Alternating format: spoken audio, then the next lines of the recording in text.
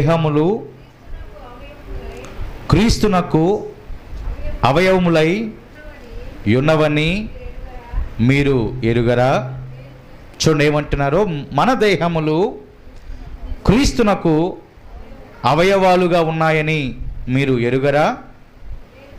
నేను క్రీస్తు యొక్క అవయవములను తీసుకొని వేశ్య యొక్క అవయవములుగా చేయుదునా?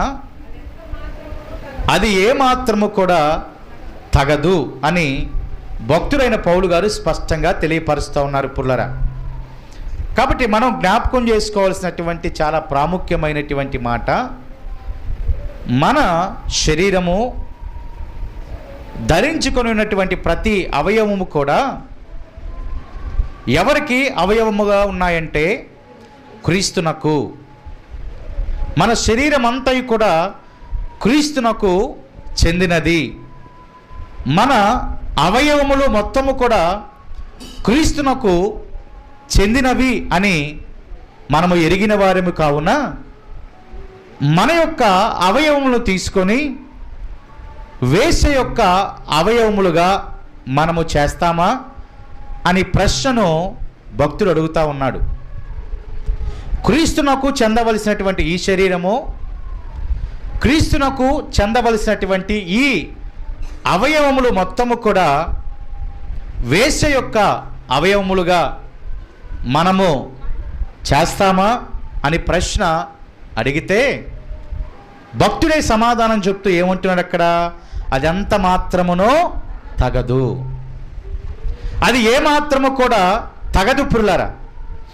నీ నా శరీరము ధరించుకొని ఉన్నటువంటి ప్రతి అవయవము దేవునికి చెందినది కావున మనము దేవుని మహిమపరచాలి, ఈ దేహముతో దేవుని మహిమపరచాలని అదే అధ్యాయము చివరి వచనంలో కూడా మనం చూస్తాం.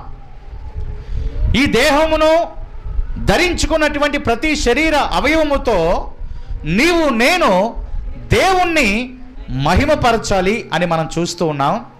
13వ వచనంలో కూడా పౌలు గారు అంటారు, చివరి వాక్యంలో చివరి మాటలో, దేహము జారత్వము నిమిత్తము కాదు కానీ ప్రభు నిమిత్తమే.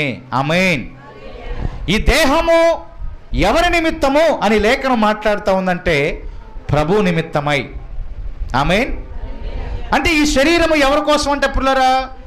ప్రభు కోసమే, వేరే వాటికి కాదు. కానీ ఈ శరీరం అంతయు కూడా నిశ్చయముగా, ఖచ్చితముగా, ఖండితముగా లేఖనములో భక్తులు చెప్తున్నారు కదా, ఇది దేవుని కోసమే, ప్రభు కోసమే, ప్రభు నిమిత్తమే అని చెప్పబడింది. కావున ఈ అవయవాలన్నీ కూడా ప్రభువుని గణపరచడం కోసమే మాత్రం కావున ఈ అవయవాలతో నీవు నేను నిరంతరము కూడా పుర్లరా ఎవరిని మహిమపరచాలంట? దేవుడిని మహిమపరచాలి. కానీ ఈ అవయవములు ఎంత మాత్రమో వేశ్య యొక్క అవయవముల పాలు కానే. ఇక్కడ రెండు అర్థాలు తీసుకోవచ్చు. ఒకటి అపవాదికి, రెండోది పాపమునకు. మన అవయవాలు పాపానికి, అపవాదికి చెందినవి కావు. మన అవయవాలు పాపమునకు, అపవాదికి చెందినవి కావు. ఇదంతా కూడా ఎవరి నిమిత్తమై ఉందంట పిల్లరా? దేవుని నిమిత్తమై, మన ప్రభు నిమిత్తమై ఉన్నావని లేఖనం చాలా స్పష్టంగా మాట్లాడుతూ ఉంది పిల్లరా. కాబట్టి ఈ దేహముతో నేటి దినాన మనము దేవుడిని మహిమపరిచేటటువంటి వారిగా ఉండాలి. రోమాపత్రికలో రాయబడుతున్నటువంటి మాటలు గనక మనం చూస్తే 12వ అధ్యాయము 4-5 వచనాలను ఒకసారి మనం చదువుదాం. రోమాపత్రిక 12వ అధ్యాయం చదవండి. 4-5. ఒక శరీరములో చూడపిల్ల, ఈ శరీరంలో మనకి అనేక అవయవాలు ఉన్నాయి. ఈ అవయవములన్నిటికీ ఒక్క పని ఎలాగైతే ఉండదో అలాగే అనేకులమైన మనము క్రీస్తులో ఒక శరీరముగా ఉండి ఒకని కొరకు ప్రత్యేకముగా, దేవునికి స్తోత్రం కలుగునుగాక. మన శరీరంలో మనకు అనేక అవయవాలు ఉన్నాయి. భక్తుడు అంటున్నాడు కదా, ఈ అవయవాలన్నిటికీ కూడా ఒకే పని ఉండదంట. ఏముండదండి? ఒకే పని ఉండదు. చేయాల్సిన పని చేసిద్ది, కాలు చేయాల్సిన పని కాలు చేసిద్ది. ఇక రాయబడుతున్నటువంటి మాట, ఈ అన్ని అవయవాలకి ఒక పని ఎలాగైతే ఉండదో అలాగే అనేకులమైనటువంటి మనము క్రీస్తులో ఒక్క శరీరముగా. ఆమేన్. ఇక్కడ ఈ గుంపుగా సమాజముగా ఉన్నటువంటి మనమందరము వేరువేరుగా ఉన్నప్పటికీ కూడా మనమందరము కూడా క్రీస్తులో ఒక్కరమే. ఆమేన్.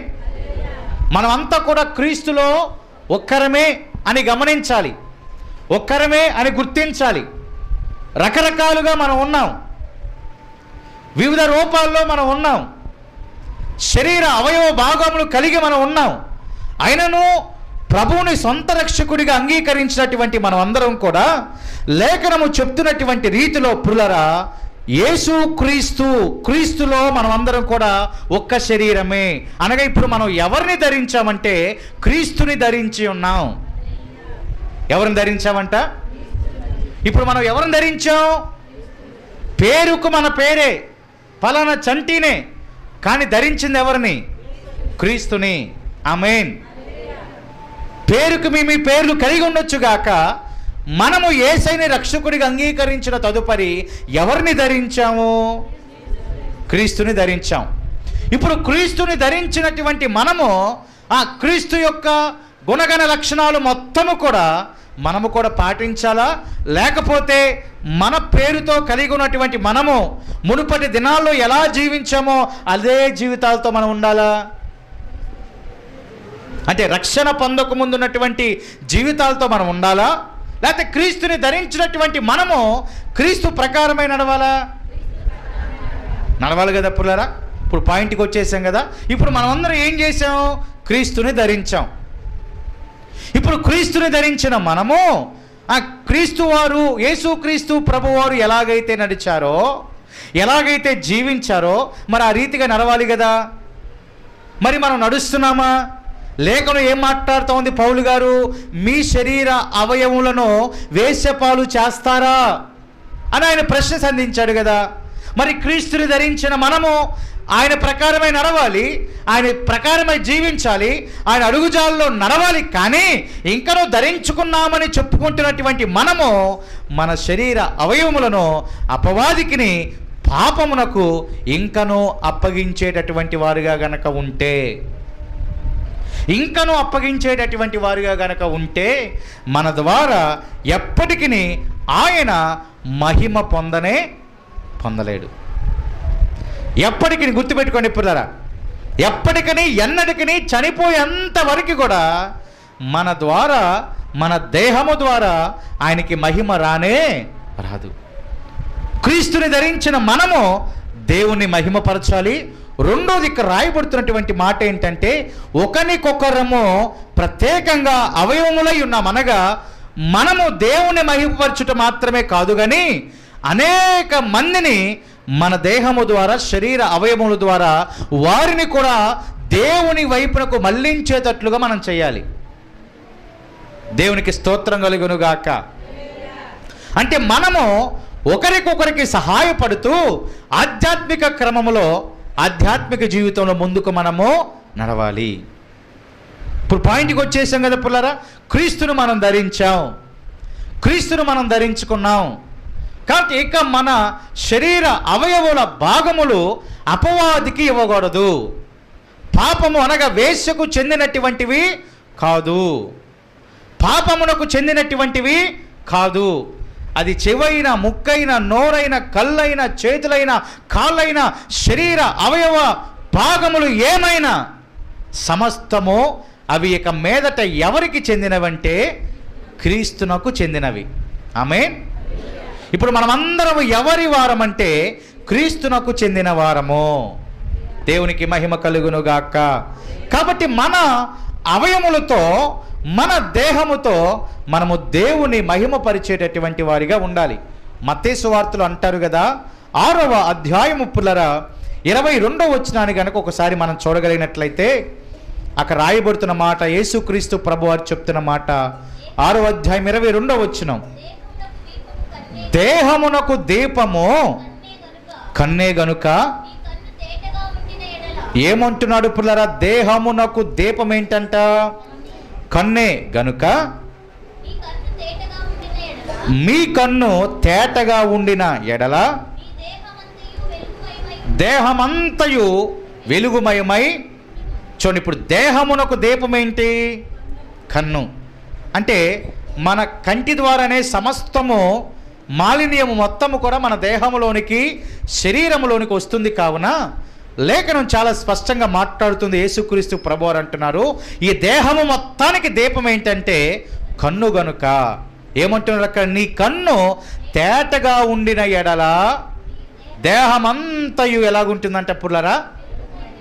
కన్ను తేటగా ఉంటే, కన్ను తేటగా ఉంటే దేహమంతయు వెలుగుగా ఉంటుంది. అనగా దేహమంతయు కూడా తేటగానే ఉంటుంది. అంటే ఇప్పుడు మన దేహము పునరా అపవాది పాలు చేయటానికి, వేశ్య పాలు చేయటానికి, పాపము పాలు చేయటానికి మొదటిగా మన శరీరములో మనకి ఏది, ఈ అపవాది దగ్గరికి మన శరీరంలో ఏ అవయవం తీసుకెళ్తుందంటే మన యొక్క కన్ను. ఎందుకంటే కన్ను చూసినది మొత్తాన్ని కూడా కోరుకుంటుంది కదా, అవునా కదా పుల్లరా? మరి లేఖనం ఏం మాట్లాడుతూ ఉంది? నీవు వెలుగుమయముగా ఉండాలంటే నీ కన్ను తేటగా, మన కన్ను తేటగా ఉండాలి. కావున ప్రత్యేక రీతిలో మన దృష్టి అంతా కూడా సరైన క్రమంలో ఉండాలి. సరైన రీతిలో ఉంటే అప్పుడు మన దేహమంతా ఎలాగుంటుందంటే పుల్లరా? వెలుగుమయముగా. ఆమేన్. మన దేహమంతా ఎలాగుంటుందంట? వెలుగు. అప్పుడు ఈ దేహంలో ఉన్న అవయవాలన్నీ కూడా అపవాది పాలవుతాయా? వేశ్య పాలవుతాయా? పాపమునకు లోబడతాయా? ఎందుకు? ఈ దేహం మొత్తం కూడా వెలుగుతో నింపబడింది. క్రీస్తు వెలుగుతో నింపబడింది, క్రీస్తు వాక్యముతో నింపబడింది. కావున ఇక ఈ దేహంలో ఏ చీకటి కనబడదు. ఈ అవయవాలు ఏమాత్రం కూడా అపవాది పాలు కానే కావు పిల్లరా. కాబట్టి మన కన్ను ఎలాగుండాలంటే తేటగా, చూచే దృష్టి తేటగా, చూచే చూపు తేటగా ఉంటే మన శరీరం అంతయు కూడా వెలుగుమయంగా ఉంటుంది. తద్వారా మన దేహముతో ఎవరిని మనము మహిమపరుస్తామంటే దేవదేవుని మనము మహిమపరుస్తాం. బైబిల్ గ్రంథంలో చాలామంది భక్తులు వారి వారి శరీరాలను, వారి దేహాలను అపవిత్రత పాలు కాకుండా వారిని వారు జాగ్రత్త చేసుకున్నారు. ఆమేన్. ఏం చేశారంటే పుల్లారా? అపవిత్రత కాకుండా ఏం చేశారండి వారు? వారి వారి శరీరాలను కాపాడుకున్నారు, పవిత్రపరుచుకున్నారు. మనం తినేటటువంటి భోజనము కూడా మన అపవిత్రం చేస్తుంది. నమ్ముతారు ఈ మాట? నమ్ముతారండి?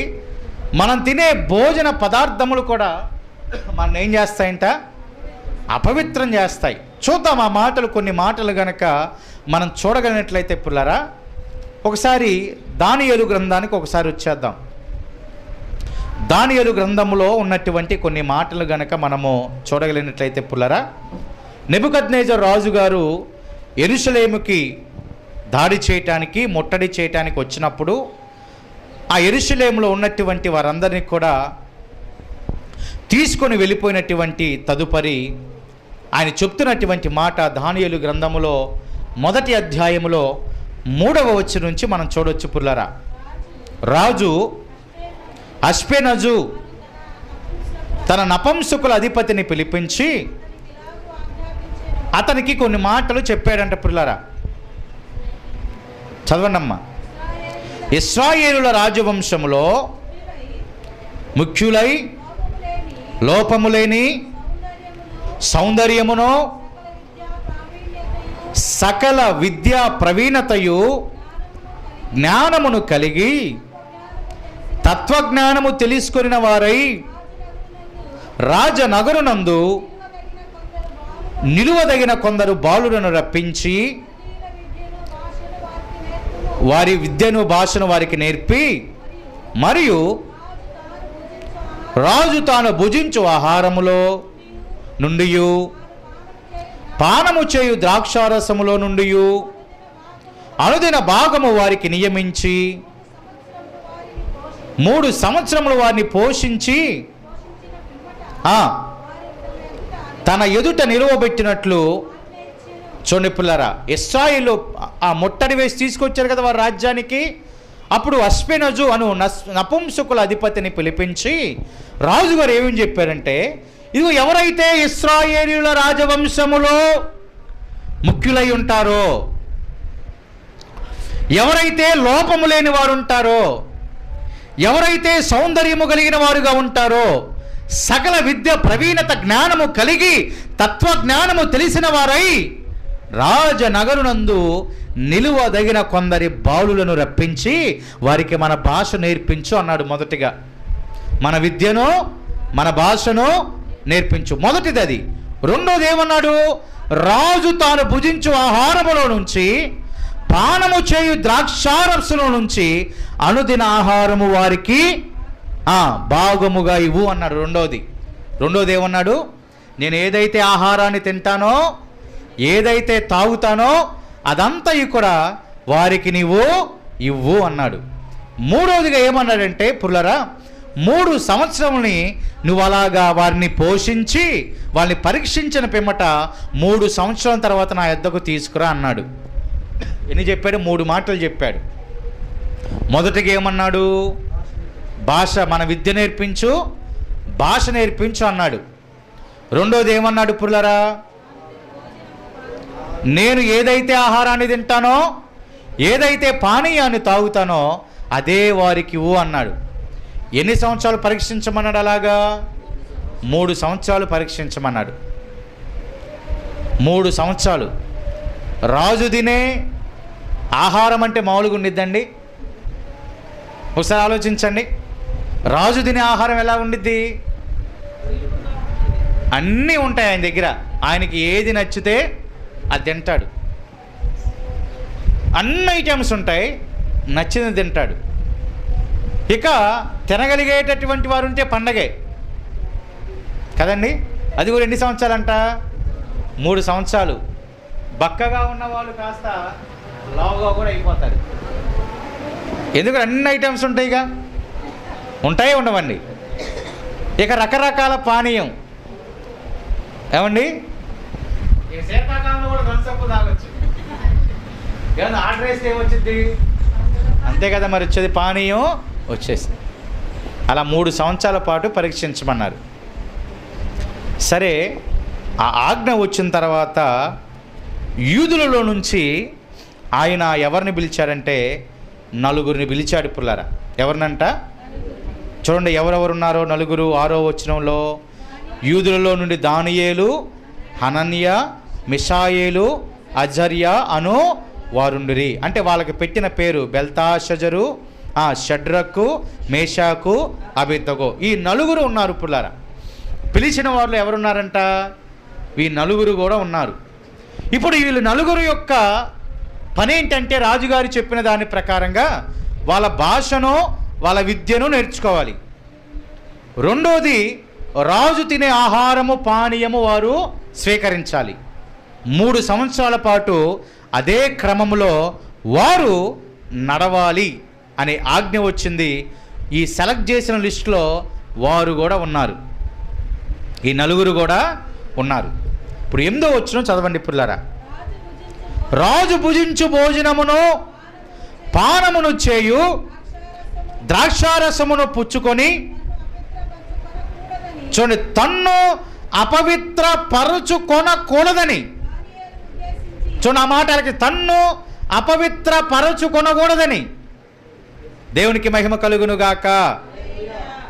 తన్ను అపవిత్ర పరుచుకొనకూడదని దానియేలు ఉద్దేశించి తాను అపవిత్రుడు కాకుండానట్లు వాటిని పుచ్చుకొనకుండా సెలవిమ్మని నపుంసకుల అధిపతిని వేడుకొనగా.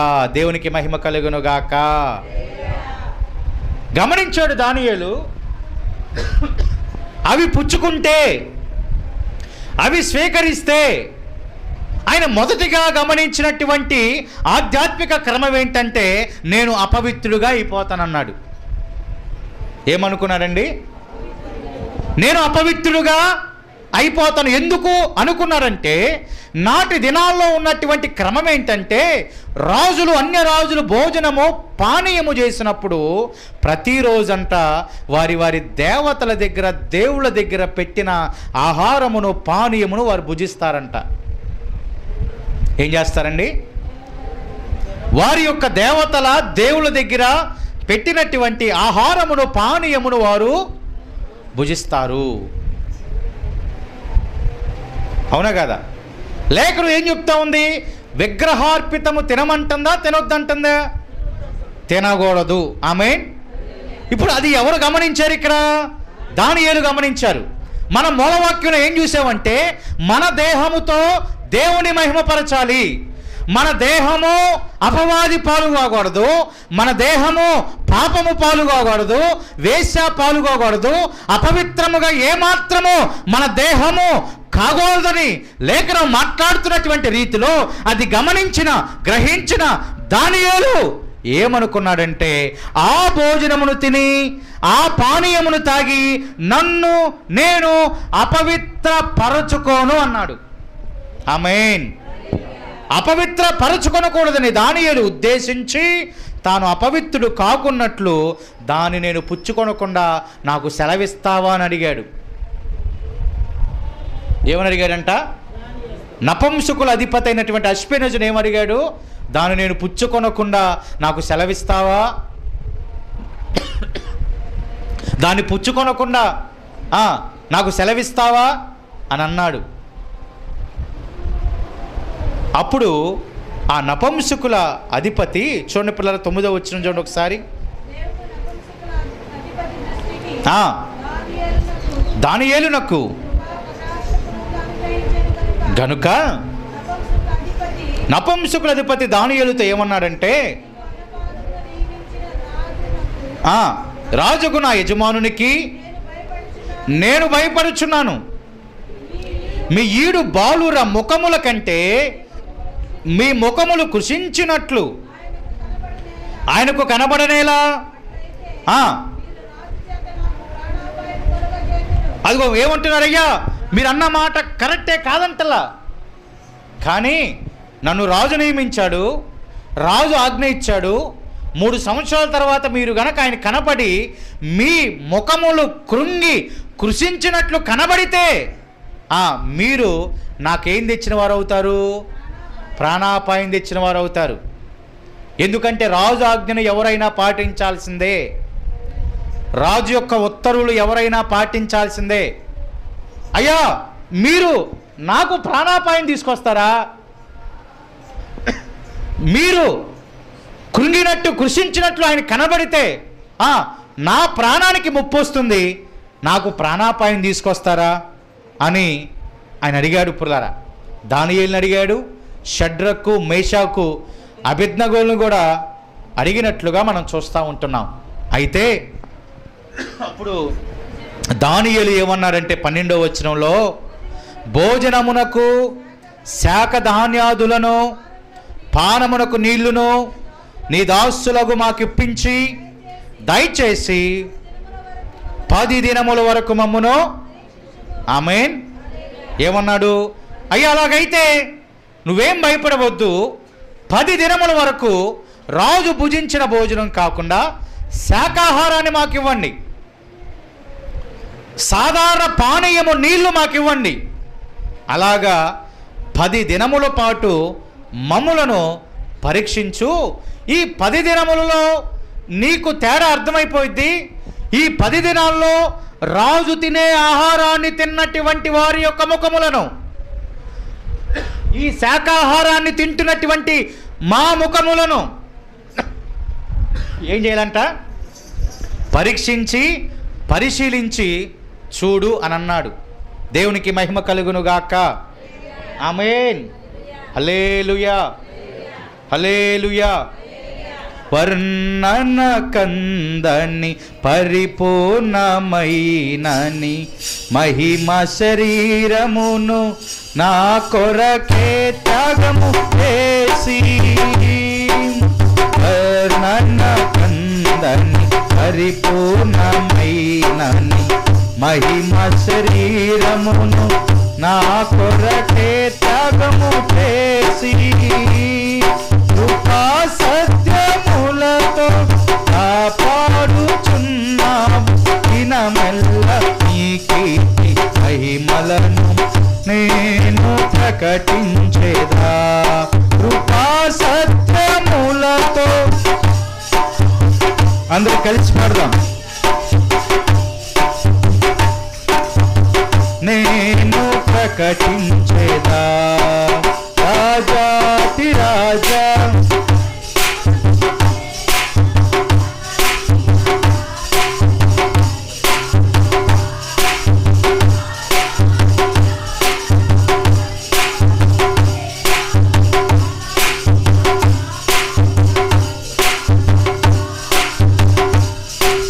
విడువని కృపణాలు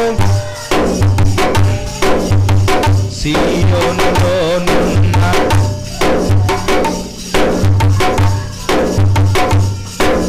విడువని కృపణాలు సీయోనులోనున్న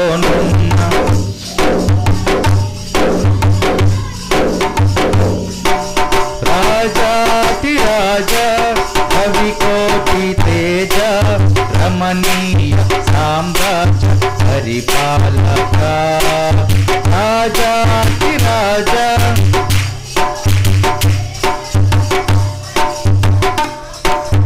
పరిపాలక. హల్లెలూయా. అయితే 10 దినాల పాటు మమ్మల్ని పరిశీలించు, పరీక్షించు. రాజు తినే ఆహారాన్ని, శాకాహారము తినే మా ఆహారం మేము తింటున్నాం కాబట్టి వారి ముఖములను మా ముఖములను 10 దినాల పాటు పరీక్షించు అని అన్నప్పుడు ఆ విషయంలో అతడు సమ్మతించి 10 దినాల పాటు వీరికి ఏమి ఇచ్చారంటే శాకాహారమును, సాధారణ పానీయము అనగా మంచినీటిని మాత్రమే ఇచ్చారంట. ఎన్ని దినాల పాటు అండి? 10 దినాల పాటు ఇస్తే 15వ వచనంలో రాయబడుతున్నటువంటి మాట పుల్లారా, 10 దినములైన పిమ్మట వారి ముఖములు రాజు భోజనము భుజించు బాలురందరి ముఖముల కంటే సౌందర్యముగాను, దేవునికి మహిమ కలుగునుగాక. వారి ముఖములు ఎలా కనపడ్డాయంటే రాజు తినే ఆహారము కంటే కూడా, వారికంటే కూడా వీరి యొక్క ముఖములు ఎలా కనపడ్డాయంటే సౌందర్యముగా కలగా కనబడ్డాయంట. ఆమేన్. యాస్టీజ్గా రాజు తినేటటువంటి ఆహారాన్ని తిన్న వారి ముఖములో కలలేదు, వారి ముఖములలో సౌందర్యము లేదు. కానీ సాధారణ భోజనాన్ని భుజించినటువంటి వీరి ముఖములలో సౌందర్యము కనబడుతుంది, కళ ఎక్కువగా కనబడుతుంది అని గమనించి గుర్తించినటువంటి ఆయన ఏం చేశాడంటే వీరికి ప్రతిదినము కూడా అదే ఆహారాన్ని ఇచ్చాడు. ఆమేన్. ఏమిచ్చాడంట? అదే ఆహారాన్ని ఇచ్చాడు పిల్లరా. ఇక వీరి ముఖములన్నీ కూడా అంతే సౌందర్యముగా, అంతే కలగా కనబడినట్లుగా కింద వచనాల ద్వారా మనం చూస్తున్నాం. దీని అంతటి విషయంలో మనం జ్ఞాపకం చేసుకోవాల్సిన ఒక విషయం ఏంటంటే వారిని వారు అపవిత్రపరుచుకోలేదు. ఆమేన్. వారిని వారు అపవిత్రపరుచుకోలేదు. తినే ఆహారములో సైతం, తాగే పానీయములో సైతం మేము పవిత్రంగా ఉండాలని, పరిశుద్ధులుగా ఉండాలని, ఆయన నచ్చినటువంటి బిడ్డలుగా, మెచ్చిన బిడ్డలుగా ఉండాలని తినే ఆహారములో కూడా వారిని వారు పవిత్రపరచుకుంటూ దేవునికి మహిమ కలిగేటట్లుగా అన్య రాజ్యములో, అన్య జనుల మధ్య, అన్య రాజు మధ్య వారి ద్వారా దేవునికి మహిమ కలిగేటట్లుగా ఆ యవనస్తులు చేసినట్లుగా మనం చూస్తున్నాం పిల్లారా. కాబట్టి మన దేహము ద్వారా మన ఎవరిని మహిమపరచాలంటే దేవుని మహిమపరచాలి. దేహము ద్వారా దేవుని మహిమపరచాలి.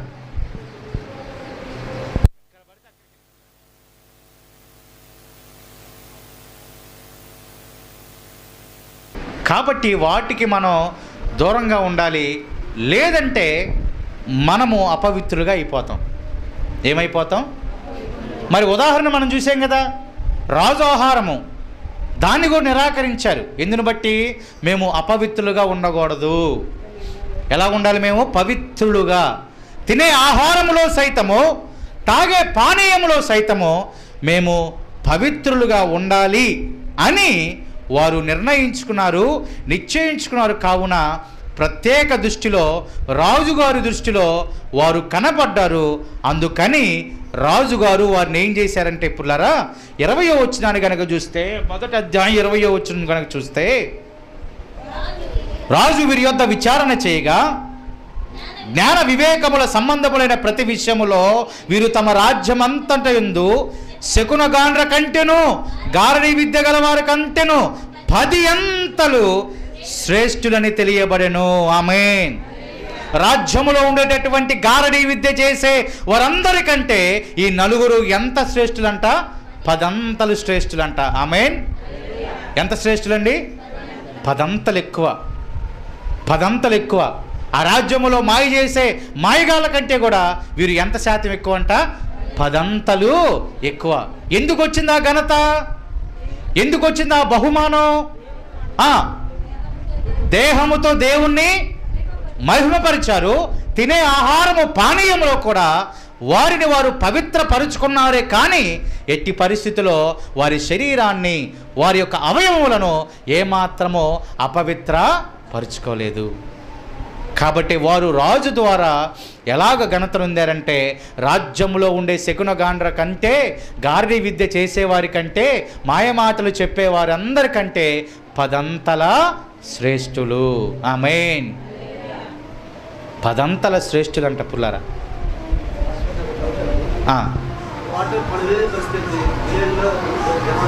ఓకే, వాక్యం అయిపోయిన తర్వాత మీకు మీ క్లారిటీ, మీ డౌట్ అంతా క్లారిటీ ఇచ్చేస్తాను.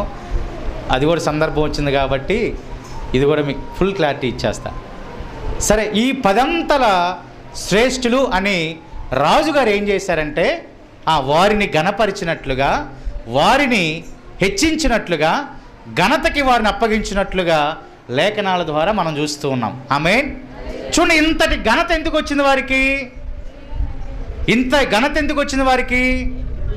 దేవుని మహిమపరచారు లేదా? దేవుని ఘనపరచారు లేదా? వారి అవయవమాలు వేశ్యకు అప్పగించుకోలేదు, పాపానికి అప్పగించుకోలేదు, ఈ యొక్క అపవాదికి ఏమాత్రము కూడా అప్పగించుకోలేదు. కాబట్టి వారు రాజ్యములో ఘనత నొందారు. తర్వాత 2వ అధ్యాయాలు కనుక చూస్తే, 2వ అధ్యాయానికి చూస్తే, ఆ నెబుకద్నెజరు రాజే దానియేలుకి సాష్టాంగపడి నమస్కారము చేసినట్లుగా కూడా మనం చూడొచ్చు పుల్లారా. ఆమేన్. 2వ అధ్యాయాన్ని కనుక మనం చూడగలిగినట్లయితే పుల్లారా, అక్కడ రాయబడి ఉంటుంది 46వ వచనంలో అంతటా, 2వ అధ్యాయం 46వ వచనం, అంతటా రాజుకు నెబుకద్నెజరు దానియేలునకు సాష్టాంగ నమస్కారము చేసి, అదిగో దానియేలుకి ఏం చేశాడంట? సాష్టాంగ నమస్కారం చేశాడంట. ఆమేన్. రాజు ఏం చేశాడు? సాష్టాంగపడి, అంటే శరీరం అంతా కింద పెట్టేసి దానియేలుకి నమస్కారం చేశాడంట. ఎంత ఘనత పురులారా, ఎంత ఘనత అండి! ఒక దేశపు రాజు ఒక యవనస్తుడైనటువంటి దానియేలుకి సాష్టాంగపడి నమస్కారం చేస్తే ఎంత ఘనత అండి! ఇప్పుడు రాజుగారు వచ్చి, ముఖ్యమంత్రి వచ్చి, ప్రధానమంత్రి వచ్చి మన గనక సాష్టాంగపడి నమస్కారం చేశారనుకోండి, ఒకసారి, ఓకేనా? మనకి సాష్టాంగపడి నమస్కారం చేశారనుకోండి, ఇక టీవీ 9లో వేసిందే వేస్తూ ఉంటాడు.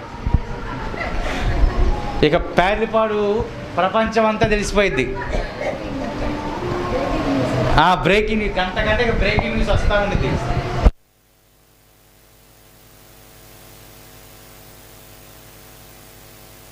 చేశాడు? సాష్టాంగపడి నమస్కారం చేశాడు. ఆమేన్.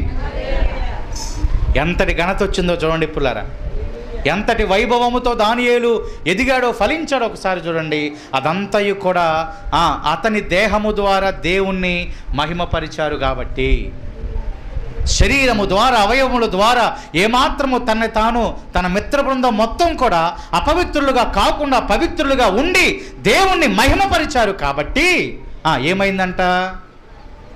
ఏమైందంటే పుల్లారా, దేవుని మహిమపరిచి రాజ్యమంతటిలో వారిని గనులుగా ఎంచి ఆయనే సాష్టాంగపడి నమస్కారము చేసేటట్లుగా చేసిన దేవునికి మహిమ కలుగునుగాక. కాబట్టి మనము మన దేహముతో ఎవరిని మహిమపరచాలంటే దేవుణ్ణి మహిమపరచాలి. కాబట్టి దేహమునకు దీపం ఏంటంటే కన్నే గనక మన దృష్టి సరిగ్గా ఉండాలి. అప్పుడు దేహమంతయు కూడా వెలుగుమయంగా ఉంటుంది. అప్పుడు ఏ పరిస్థితులైనా ఏ సందర్భంలోనైనా మనల్ని మనము అపవిత్రులుగా చేసుకోం. యేసేపు అపవిత్రుడుగా అవ్వలేదు, అతను పారిపోయినట్లుగా లేఖనాల్లో రాయబడి ఉంది పుల్లారా. అతను పారిపోయి వెళ్ళినట్లుగా లేఖనాల్లో రాయబడి ఉంది. తనేమాత్రం కూడా అపవిత్రుడుగా చేసుకోవడానికి ఇష్టపడలా.